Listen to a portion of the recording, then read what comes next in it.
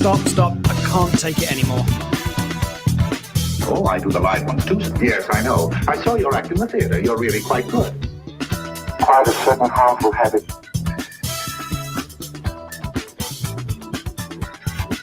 Stop it now, I mean it. Yeah. Hello and welcome back. We are breaking up with RBS. This is episode 16. I am Tawny Santabria. And I am JDK Winnikin. We are here to debunk the junk. Whatever that junk may be. There's so much of it. Always. Mm-hmm. That's right. We're here to debunk as much as we can in 27 minutes. How you doing, Tawny? I'm doing good. Let's get going. Let's go on. Yeah, let's not waste any time. Welcome back to all of you. Thanks for taking the time to listen to this episode. We are continuing our discussion of parenting, all the BS stories that come up with parenting. And we had our first guest last couple of weeks talking about infant and toddler kids being a new mom. And we are really excited to have another guest with us. And I'm excited to say for the next 2 episodes. Yes. We just figured right out of the gate, we would just get her for 2, right? Because 27 minutes is not long enough. Who's going to talk to us about being a mother to teenagers, among other things. So Taryn, welcome. Thank you. Thank you for having me. Oh, we're excited. Thanks for coming on.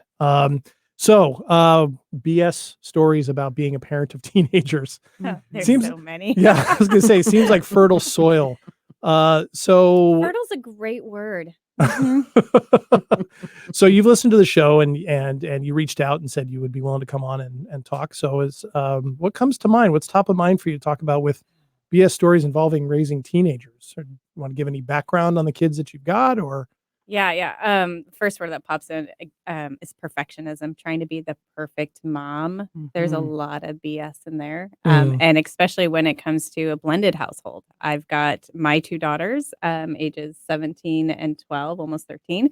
And my partner has 2 kids, 19 and 16. So we've got a gaggle of teenagers in our household. Wow. You in the thick of things. It's so thick. Yes. Yes. So the perfect mom. Tell us more about that. Oh my gosh. The perfect mom says the right things every single time, knows how to respond when they're having their ups and downs. The perfect mom knows just the right emotion to have, fix the right meal. It's going to make everyone really, really happy all of the time. That's the perfect mom. Yeah. Do you know anybody that is a perfect mom? I mean, this is like almost like outer space type of stuff. I think it must be in another universe because Maybe. it's certainly not any mom I've talked to. Yes. Where do you think that comes from? I mean, well, growing up, you think, okay, I'm not going to be my mom. And so I'm going to do this thing so perfectly well. And it's just going to be great. And my kids are going to love me. My stepkids are going to adore me. I'm just going to be great. And then all the tapes run is like, I need to be more perfect, more perfect, more perfect. And yeah. Ooh. Yeah. You look tired. I'm exhausted. You look tired just telling that story. Yeah. So you grew up. So the perfectionism, is that a part of your larger life that you've? Oh, absolutely. I'm fighting perfectionism every single moment. Okay. Yeah. Okay. Yeah. Definitely a new relationship with being messy. Oh. Okay. And having the message be in the mess. Okay. Yeah. So if things are messy, that means they're It's not actually no.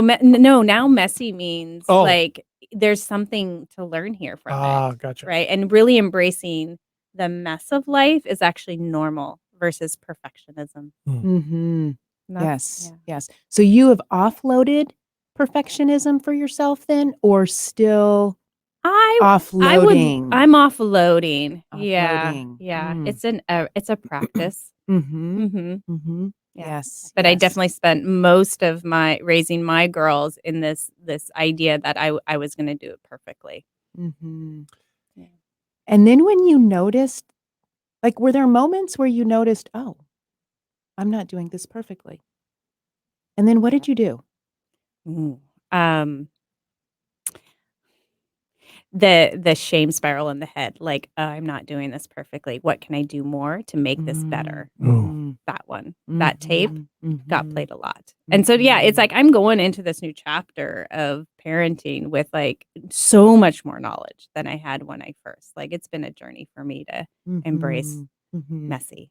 Yeah. Yeah. Did that help when you blended the household? Did that help, or did that add more fuel? Like did you find yourself ever wanting to compensate even more there with your stepkids? Oh, yeah, that's a really good point. Yes, I Okay. did try and like show up differently for his kids and my kids, and that got really exhausting as I well. bet. And I'm still Mhm. struggle with that, like Mhm. just because we're newly blended. We blended just in the last 2 years, right before the So there's a pandemic. learning curve going on. Sure. And then we were all like in Mhm. the same household Oh man. Yeah. for the majority of 2020. Yes. Yeah. That was some exposure. Mhm. Yeah. Practice there. Yes, Yeah. Got to know each other pretty pretty well. well. Yeah. Yes. Yes. Okay. So I heard you've spoken about perfectionism a little bit Mhm. and then messy. Is there anything else? Authenticity, just being just not trying to be in either place, but just Mhm. being ourselves and accepting the kids Mhm. for who they are. Mhm. That has been a real gift in this blended space, is Mhm. they actually are quite lovely independently, Mhm. and we can create a lot of fun when we just get to be ourselves. Mhm. Mhm. Yeah. Yeah. And how do you like how do you know that you are in any given moment yourself with them? When I'm laughing. Mm. Fun Yeah, and humor. fun, Yes. humor, We creativity. love fun and humor Yes. here. Absolutely. Absolutely. It really is a sign of that, isn't it? I mean, Yes. because it seems like laughter Mhm. and enjoyment, that's when we're being uninhibited and not. So Mhm. is that, Tawny, is that coming from not a head laughter and that type of stuff, and enjoyment is not a headspace thing, is it? Right, it's not a problem space, right? Mhm. So Right. certainly there's some heady things that we find funny, Sure. right? Mhm. And so it may be a little bit of a blend for sure, but when we're laughing and we're smiling and we're having fun and we're playing, we're not overthinking. Yeah. And there's an openness that people seem to want to follow. We've talked before Mhm. on here that whatever you bring Yes. into something, the other people will start to respond to that. So Mhm. you bring in anger and frustration, people start Mhm. to adjust to that. But if you bring in Yes. laughter, and frankly, Yes. everybody wants to be laughing most of the time, don't they? Don't people want to feel good most of the time? And that's like the Yeah. ultimate Yeah. expression of feeling good. Yes. Yes. But we take so much too seriously. So much. Right? This whole parenting thing, Ooh. we take very seriously Yeah. too often. Equal self-judging ourselves. Like there's this supposed standard that we need to be Mm. following. Well, who decided what the standard is going to be? Who wrote that book? Mhm. Yeah. Yeah, whoever it is, I don't think a lot of people have read it. Or they Well, think they they have. think they Or they have. think They've they have. interpreted it Yeah. as that, but it's not even true. Yeah, it's what we hear over and over again, right? The Mhm. expectations, Mhm. the Yeah. idea of what it's supposed to look like or should look like. Mhm. One of those ultimate bullshoulds writ Yes. large. Yes. Mhm. Sort of doing the right thing, whatever the right thing is, whether it was different than our parents did, because we didn't want to do what our parents did, Mhm. or whether the right thing is something we read in a book or we learned somewhere else or what Compared to somebody else or like, right. Right. We see it Mhm. on Instagram, like, oh, that's Mhm. the perfect family. I need to be like them. oh man, Mhm. that keeps coming up too. Mhm. Right? Social media, I Social think, media. can be a killer Oh for man. messiness. Mhm. Oh man. Yeah, and it keeps us in our head quite a bit too, because then we're in that thinking space in relation to what we see. Mhm. Mhm. How do I do better? How do I do it that way? What's wrong with me? Why can't I look like that or be like that or be as creative, right? So all of that is headspace stuff that Mhm. keeps us sort of in a Armored more up. anxious space. Mhm. And I think that's what's happening at a greater rate, not compared to adults, but maybe compared to previous generations Yeah. for teenagers, Yeah. Mhm. right? They're in their headspace quite a lot. Mhm. Well, Mhm. and they're also seeing so many other teenagers that are producing stuff out there and comparing themselves, which Yeah. when I was growing up, it's like you had that moment of social clicking, you're with your friends, and then you come home and then you're not in that comparison anymore because you're not in that visual space or energetic space. You're Sure. just in your own space. Yeah. So they're seeing it all over. Mhm. Mhm. Yeah, they don't get a break. No break. Mm-mm. Not just even the natural break. We were talking before the show of what would happen for us when we would come home from school. We could do chores, homework, look at the wall, or talk on the phone that was attached to the wall, right? So That everybody could listen that to. everybody could listen That to. had the Right. 10-foot like Yeah. cord on it that you're Oh, trying to pull right. into your bedroom. If you're lucky, you can hide in the closet. Yeah. Right. So you didn't have a whole lot of exciting choices, and you had a lot of built-in sort of, maybe I'll just take a nap. Read a book. Yeah. Right. Have So, space. Yeah. Have some space naturally. And it's such a fundamental difference from our own experience, right? We're living through a period, I think in 100 years, when we look back at this time period, people are going to say, this is along the par of like the Industrial Revolution in terms of lifestyle changes and what that has shifted. And that the Industrial Revolution shifted the family dynamic. It shifted the experience of people growing up and what expectations they had for their lives. I think we're probably living through something like that too, because the difference between just our generations and the ones you're raising, Taryn, is profound. And that's got to be on some level terrifying for parents, isn't it? Just for anybody, just like, oh my gosh, how can I relate to what, or how can I be effective with these kids when they have such a different experience that I've had? Well, it's relate, and how do I keep up with them? Mm. I mean, last night we were talking about TikTok and something that's going around. I was like, I don't even have the TikTok app on my phone. And then I doubt myself, should I be following what's on TikTok so I can have a conversation with my kids about this or not? And Oh, yeah. I was like, no, that's their thing. That can be their thing, and I'm okay with that. But you go through the doubt of, should I be catching up with this? You're not missing anything. That's what I'm hoping. That's just my opinion. So much for TikTok being interested in helping us out, right? So much for that. I just burned that bridge. Yes. You're not missing that much. It's short attention span stuff, but it is huge. It is big. And yeah, so Tawny, I mean, you see this a lot. I mean, you're talking to people like this a lot. Comes up for you with all this kind of stuff. For like, what if we're talking about teenage kids who are running the gauntlet of just everything that it takes with being a teenager, learning what it means to be an individual person, individuating in that sense, being in a natural spot of trying things out. With all this going on, what can we tell parents? Yes. You don't need, kind of like what we told parents last week, right? We don't need more information necessarily. We need more connection with our kids, Yeah.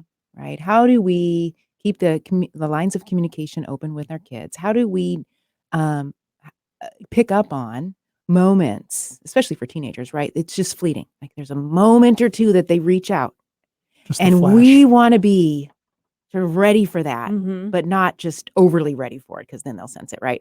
But and shut down the door. Exactly. We don't want to get too excited when we see this door open, right? Oh, We man. want to play it cool, but we want to be aware enough that we're going to be able to take that moment or two to show some connection, to be in that space with them when they reach out, and less when we want their attention and they better give it to us, right? Because we do try to connect with them, but we often are connecting with them in the way of, look, I have some important information that you probably need to know. We need to sit down and talk about this. Oh, Yeah, make it so serious. And they're not ready for that or open for that. Mhm. But there's so many opportunities that they do reach out to us. But then if we're busy, if we've got a lot going on, we miss out on those. And forget all the information out there. Forget TikTok, right? You don't need to know about those things necessarily first. right. And it would seem to me too that, at least in my own experience, being a teenager, when I was a teenager, when I would give my parents that little crack in the door, that opening, if they tried to push that opening too much further open or kick it down, Mhm. Right. You got to because play like, it cool. here's an opportunity, Yes. I would just Yes. no right away. Right. We can't get too excited as parents. But if we Yeah, miss could you imagine those, we're like jumping up and down? They're sharing. Yes. I know. Oh, this is going to be so amazing.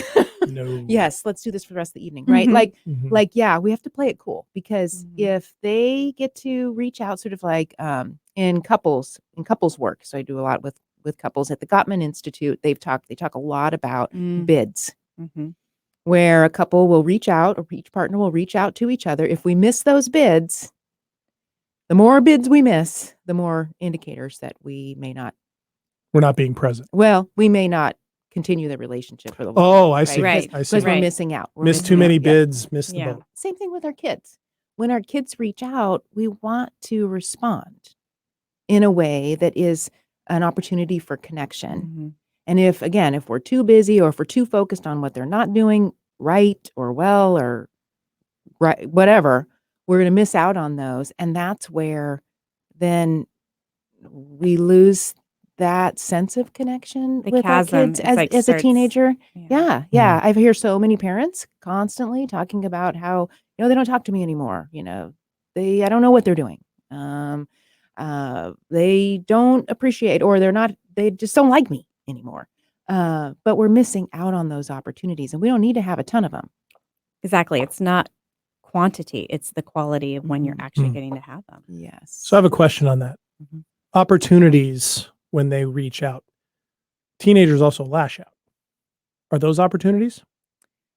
Or is that just because they're coming from a space where they're sometimes? okay? Sometimes I think that's the part of, as a parent, how aware are you of your individual child, Mm. right? Taryn, you have 4 in the house. 4 unique individuals. Right. So Mhm. how do you keep some awareness and presence around so that you can pick up on some of these, whether it feels like a lashing out, because that could be a story, Right.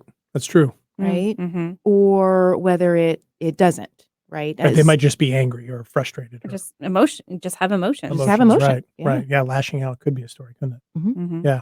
Mhm. Because I think about the idea of what can put parents on their heels. Mhm. Right. You have these well-intentioned parents that want to do the right thing, as Taryn's talking about. Kid gives a strong push, right? Can go one of two ways. Right? You could go my mom's way when I was growing up, which was to probably push back. She's different now. My dad's was to just whoop. I'm going to try. And I learned that as a kid. Like Sure. I learned as a teenager, if I really didn't want either one of them in my business, I knew what to do. Mm. Right. So, Mhm. yeah, not sure where I was going with that. Yeah, there's so much in that, but I'll have to save that for another day. Getting back to Taryn. I know, We I'm don't want to like- spend too much time There's diagnosing. so it. much there. There's so much with my teenagers. Anyway, Anyways, going back. yes. So keeping up with your 4. Yeah. Yeah. What do you notice? How do you do that? Bring a lot of curiosity into trying to in that connection space. But to keep up with them, just listen. Like they almost are the ones leading the way in this. And yeah, I don't know, permission to just be present. And it works most of the time until you get like, wait, I didn't know that was happening. Or something happened the other day where I thought I heard something when my daughter was at the doctor's, and I was like, what was that? And how did I miss that? Well, it was me making up a story that she'd gotten in trouble at school. When in reality, it was like she was sharing something like, oh, we were doing a play, or I can't remember exactly what it was, but I heard she had been put on a performance plan. I heard that. And I don't know what story I was creating about it, but and then I was like, why didn't I know about this? I went down to this whole spiral, like, how has it been a week? And I didn't know she was put on a performance plan. It had nothing to do with that. Oh. And so the next day I had a moment to, we were just the 2 of us in the car, and I was asking her, I was like, so can you just share a little bit more about this performance plan you were put on in your social studies class? She's like, what's a performance plan? I was like, oh my God, here's my corporate HR perspective coming into play here. And it wasn't even close to it. It was like, no, we had a performance of a play. Mm-hmm. Yes. I had made Wow. up such a story Mm-hmm. in my head about what was going on there. Well, and then the fear of what it means that you weren't on top of it. Exactly. I Yes, wasn't being that's a good another mom. story. That's a Yes. huge, I I would wasn't think being a that's a good huge mom story. there. I'm not on Mhm. top of it, which Mhm. means, according to that story, you're supposed to know what's going on once it's actually out there. And Yeah, if you don't, I didn't catch that email, or I didn't communicate with my ex-husband, or right, Mhm. all of these things that I was a failure as a mom. Mm-hmm. Yeah. Mm-hmm. That was a Yes. fun 48 hours. and so you had 48 hours of storytelling in the middle of that. Yeah. Mhm. Wow. Yes. Yeah. Isn't yes. that's the weirdest thing too, when you realize it's been a story for 48 hours and you're like, I just lost a whole lot of energy Yep. around that. And I could have, Mhm. 48 Yeah. hours of my life that I won't get back, that Yes. kind of thing. Yes. Wow. Yes. So that's a common one, isn't it? The being on top of it. Oh, for sure, right? We think in the background somewhere, we think that we're going to know all of these things. Somehow somebody's going to tell us, or we're going to be able to pick up on it, or, we know our kids so that we understand their habits and patterns, all of those kinds of things. So we can get locked in that really quickly. And then we're missing out on opportunity. Yeah. Yeah. Well, and it brings it back to what we've talked about so much on the show, that the only way to do that is to know where you're at, Mm-hmm. right? From that place of being present with Mm-hmm. oneself, Yes. and it's something that our listeners point out. It's like, oftentimes it kind of seems to go back to kind of knowing what you're about and being present. Well, yes, that's exactly it. Yes. And then in the process, of course, letting, you've said, Taryn, letting them be who they are, noticing them and seeing them for how they are individually unique and all those things. It takes letting go of those stories, though, or at least maybe recognizing them, or what exactly is it? We're certainly recognizing them. If we don't understand or know that we're in the story at any given moment, then we're not aware and present, Mm. right? Just being in the story Mhm. takes us out of presence. So I always say, notice. Any tips? Notice. So noticing the We're gonna story. get it tattooed on you. Yeah. Right. Right. Notice. Notice, Yeah, we have to be able to notice that we're in the story. Whatever the story, and we can be in the story 97% of our day. Right? Right. Yes. And that doesn't have to be a huge problem necessarily, but understand that we're not fully present. We're going to miss out on what's actually happening in front of us right here in this moment Mhm. when we're stuck in the story. So what do we do when we notice we're in the story? Part of that is, like we talk about, softening first, because in the story, typically, I don't know, Taryn, for you, when you're in that 48 hours of being in the Mhm. story, were you nice and calm and relaxed? It helped that she wasn't with me. She was with her Mhm. dad, Sure. right? Yes. So, like, 48 hours is like when I wasn't working on something else, it would pop up. But yeah, I was like, okay, well, I can get curious. And that's because I've been in the mix of learning how to not Mhm. let those stories Mm. catch Mhm. too much. But Yeah. yeah, it does take you out of presence. Mhm. Like when you're like, And you tighten up, right? And we tense oh up. yeah, We Tense the up. tense body. up. Yeah. The body tenses up when we're in the story. I mean, and I just laugh because she's like, "What's a performance plan?" And I Mhm. didn't catch that in the moment. That's an odd phrase for her to say. Mhm. Like from a 12-year-old, of course she Mhm. doesn't know what a performance plan is. Mhm. Yeah. Mhm. Yes. Yes. Man. Mhm. So when you realized it was a story, Oh, we laughed. you laughed. That's good. Oh my gosh, yeah. I That's was like, good. Mhm. Because that's a key thing with stories, right? Too, is Mhm. they don't have to be a problem once you realize you've Yeah. had a story, Mhm. because they do happen. yeah. Mhm. And I shared with her. I was like, "Okay, here's the story I made up about this whole thing." And she's like, "Oh no, mom."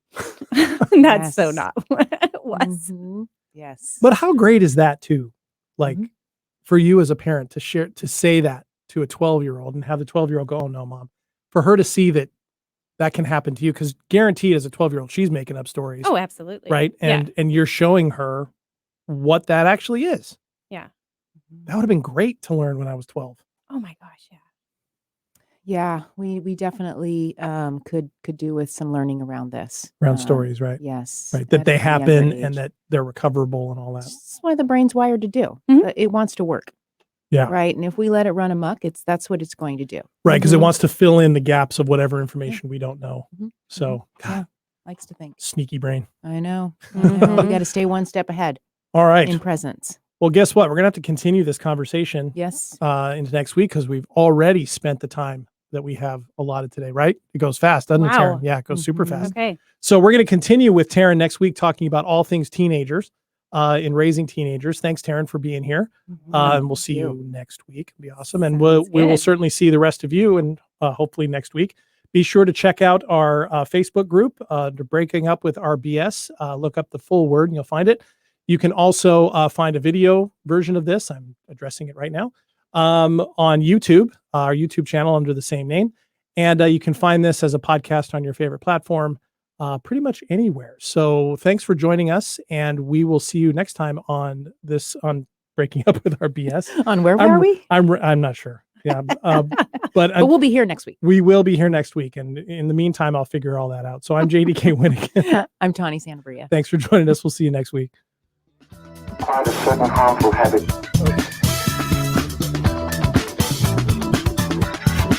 Stop it now, I mean it. I don't think he felt anything after the crash.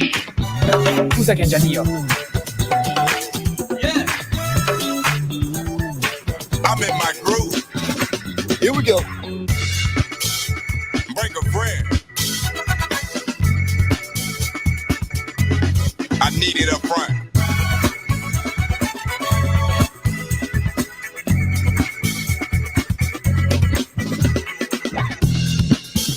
To be right, everybody else to be wrong.